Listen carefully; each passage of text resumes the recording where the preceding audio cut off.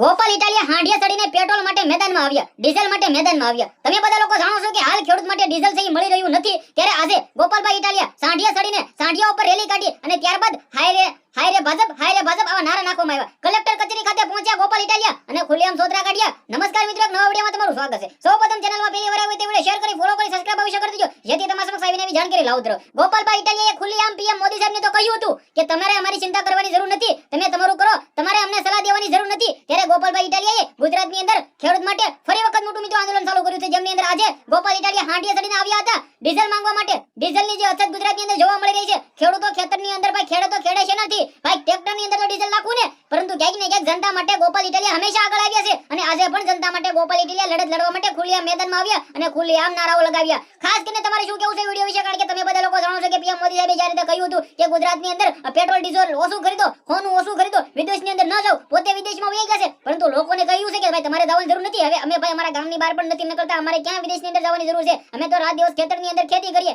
અને ક્યાંક ને ક્યાંક પીએમ મોદી સાહેબ પોતે ભાઈ ઇટલીને એમ ફરે છે, પરંતુ વિચાર તો કરો કે ભાઈ પેટ્રોલ ન ખરીદો, સોનું ન ખરીદો. હવે ભાઈ સોનું ક્યાં ખરીદો, તો પૈસા જ નથી સોનાના. તો ક્યાંક ને ક્યાંક મિત્રો વાત દીધો, તમારા બધા લોકો આ વિડિયો વિશે શું કેવું છે, વિડિયો શેર કરી, ફોલો કરી, સબસ્ક્રાઇબ અવશ્ય કરી દેજો, જેથી તમારા સમક્ષ આવીને હવે પલે પલની જાણકારી લાવતો રહો. આજના વિડિયોમાં ત્યારે જ માહિતી આપણે એક નવો વિડિયો મળે છે. બધા લોકોને દિલથી ધન્યવાદ. જય હિન્દ, જય ભારત.